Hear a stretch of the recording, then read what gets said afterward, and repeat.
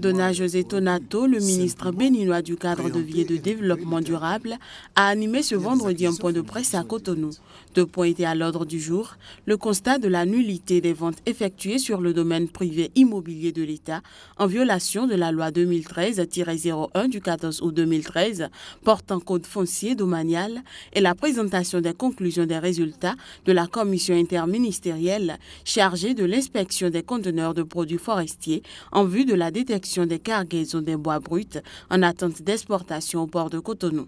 Sur le deuxième point de son intervention, le ministre du cadre de vie a révélé que 90% des conteneurs inspectés au port contenaient du bois brut. Ce qui, dira-t-il, témoigne de la fausseté des déclarations jadis faites sur ce sujet et laisse penser que l'État béninois est incapable de protéger l'environnement.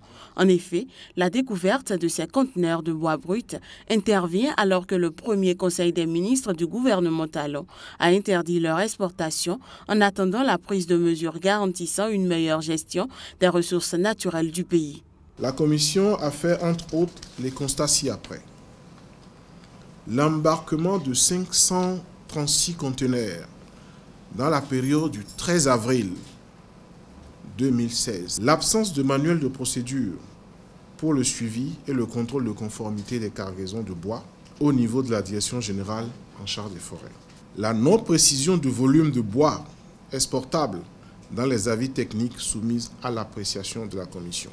La pose de cachets sur des copies de cartes périmées pour une prorogation illimitée. Le taux élevé de conteneurs inspectés, objet de fausses déclarations sur la nature et ou le volume de produits chargés. L'utilisation des cartes professionnelles appartenant à autrui.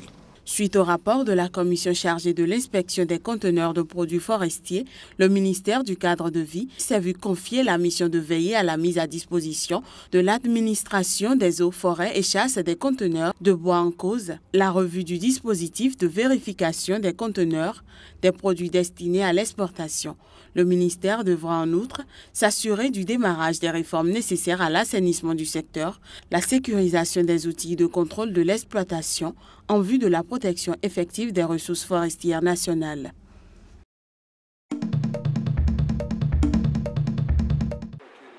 On n'est toujours pas fixé sur le sort de Jeffrey Woodke, l'humanitaire américain enlevé dans une zone instable du Niger il y a une semaine.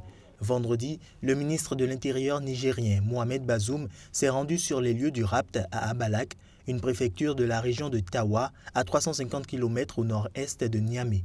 Évidemment qu'on ne peut être qu'en proie à des sentiments de chagrin et de malheur. Pour l'humanitaire lui-même, l'Américain, dont le sort est inconnu en ce moment, tout ce qu'on sait, c'est qu'il doit être en train de souffrir du fait de la situation dans laquelle il se trouve depuis ce malheureux jour.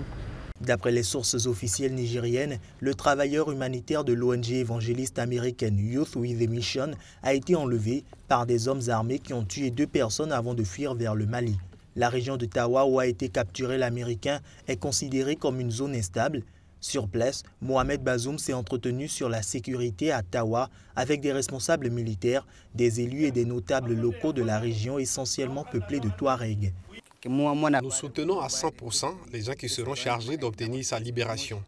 Nous prions Allah pour qu'il leur donne la chance de nous le ramener vivant et en parfaite santé. C'est la première fois qu'un ressortissant américain est enlevé au Niger.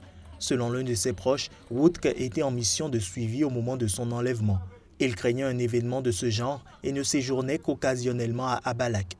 Le ministre de l'Intérieur a exhorté les jeunes à se constituer en brigade de vigilance afin de signaler tous les individus suspects aux autorités. Il appelle une nouvelle fois à une résolution de la crise au Nord Mali.